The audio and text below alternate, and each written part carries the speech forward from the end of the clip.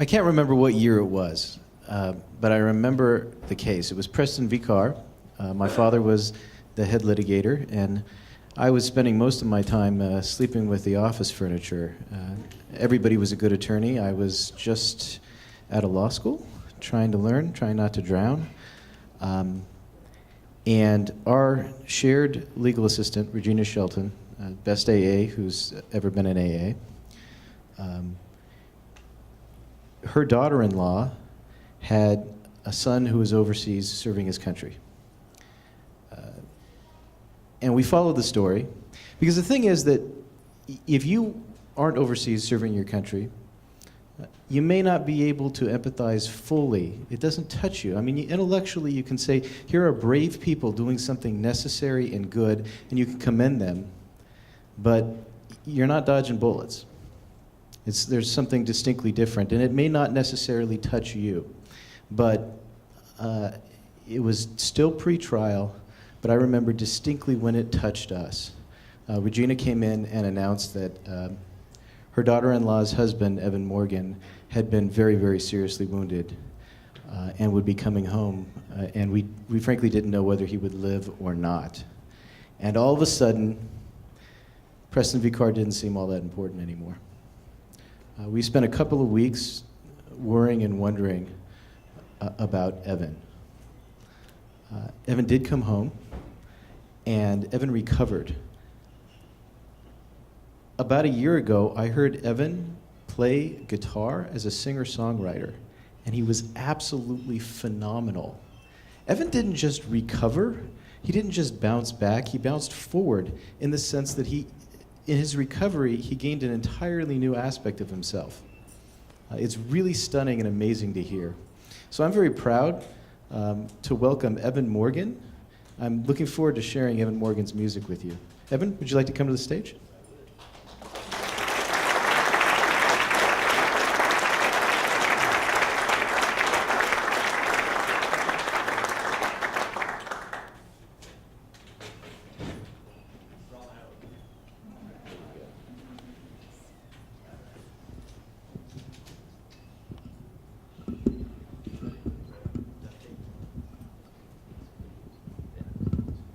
We'll get some tape. Wait, we'll get some tape for that. You guys got any tape? Rig this up real quick. Thank you for having me.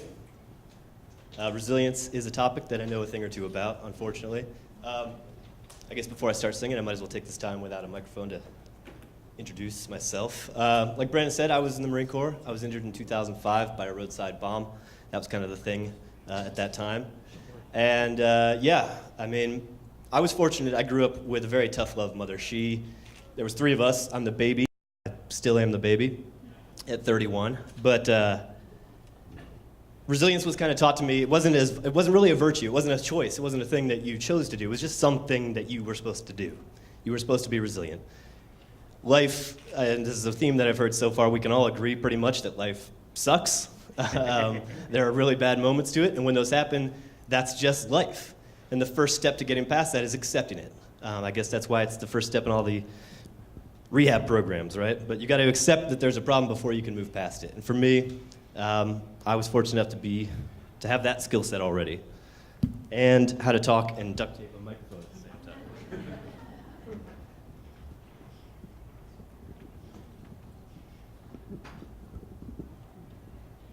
time. Sorry, folks. It's a very professional show we're putting on for you tonight.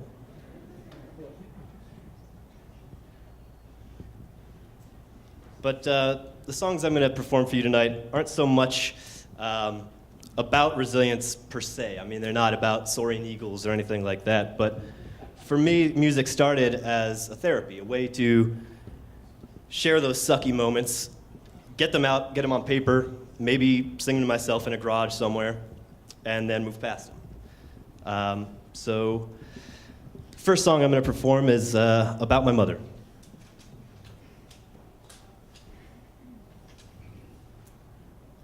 The one who taught me to be resilient. She passed away about 1.5 years ago, and she came down with something sort of like Alzheimer's, and then passed away shortly after. But she always wrote me letters, especially overseas, but she wrote letters to everyone. She grew up that way. She didn't really buy into the internet. So this song's called No More Good News.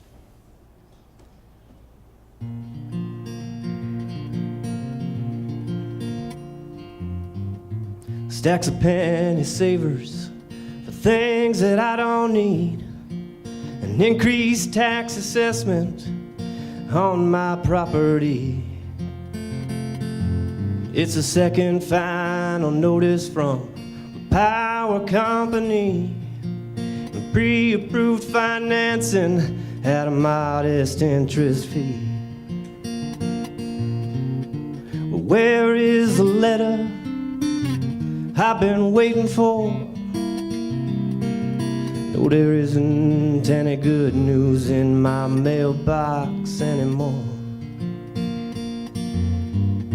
She never bought into the social network trend. She fundamentally discounted the entire internet.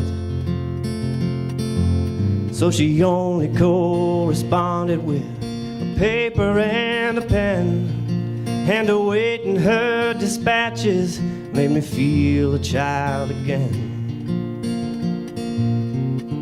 But where is the letter I've been waiting for?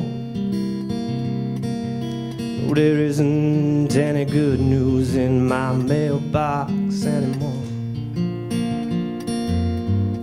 She sent me letters and postcards that she bought, and she wrote them out in cursive, 'cause that's how she was taught.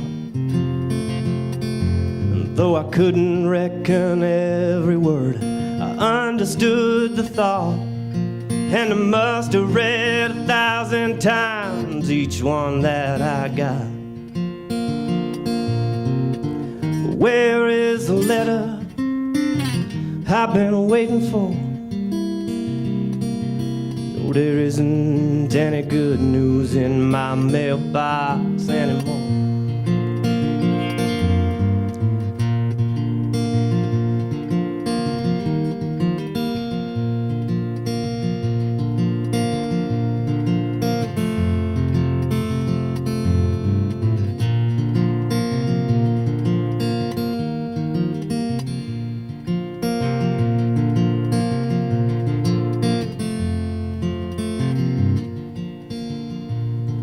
Well, I never saw it coming, so it came as quite a blow. I'd have guessed I'd be the first to leave if you asked me years ago. Now she's out there in the ether, and I wonder if she knows how I think of her each time the mailman walks on by my door. Where is the letter I've been waiting for? Oh, there isn't any good news in my mailbox anymore. Now that she's gone, one thing's for sure. No, there won't be any good news in my mailbox anymore.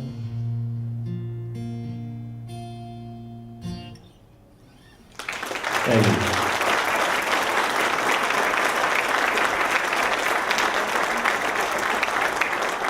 This next song I actually wrote. I had a friend of mine, a fellow veteran, who was really going through some hard times. And he came over to my house, and we were just talking, drinking as we often do, because that's what men do when they need to talk about serious emotional issues. And he said something to me. He said that the only thing really at the time that felt like was keeping him moving forward was drinking bottles of liquor, pills that he was getting prescribed to him, and praying at night. And pretty much that line to me sounded like a song. And again, these are not the most uplifting songs, but it's about acknowledging that pain that we feel and moving on. And this song's called Bottles, Pills, and Prayers. And this was the first song I wrote.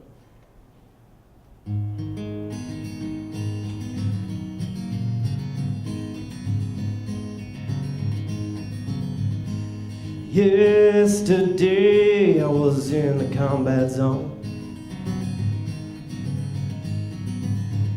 Today I'm going back to the place that I call home.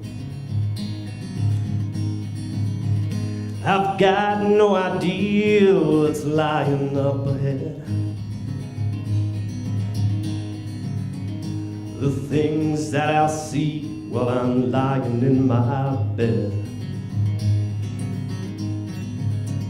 The flash, the fire, the fear and the fun.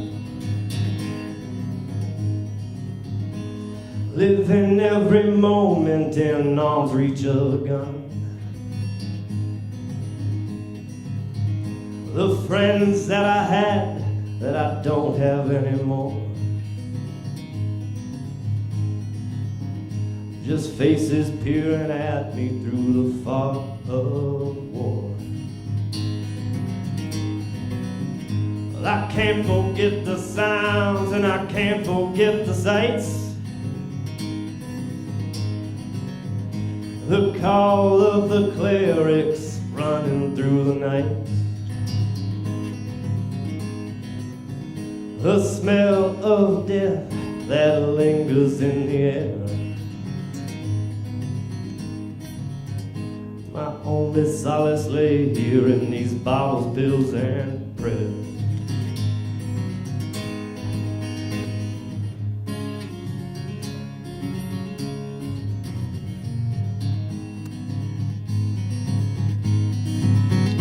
When I was over there was no question what to do. You'd shoot a man dead if it was him or you. Now I'm back in the land that I was raised, and I've got no idea what to do with my days. The people who love me, they try to understand, and I can't blame them for it, as different as I am. I went away a child thrust into a living hell. I became a man at first, now I'm just a shell. I can't forget the sounds and I can't forget the sights. The call of the clerics running through the night. The smell of death that lingers in the air. My only solace lay here in these bottles, pills, and prayers.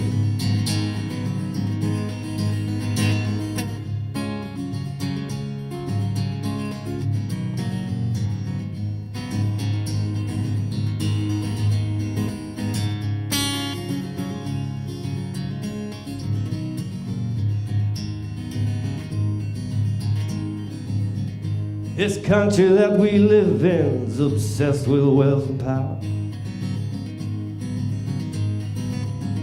The internet, stock exchange, the updates every hour.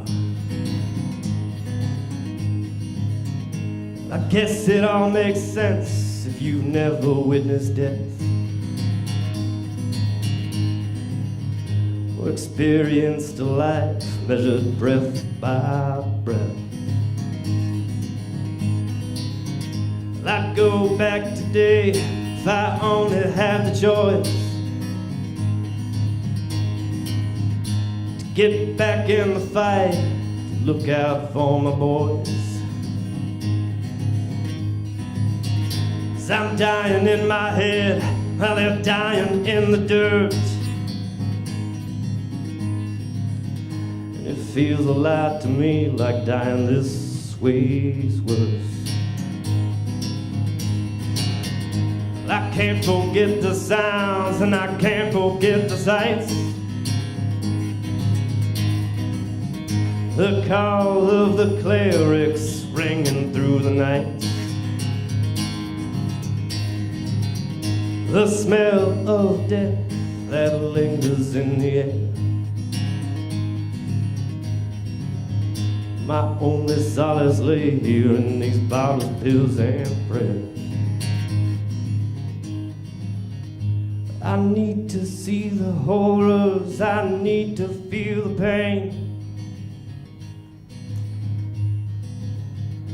I need to feel adrenaline coursing through my veins. I need to leave what you call home and get back to the war. These bottles, pills, and prayers aren't working anymore.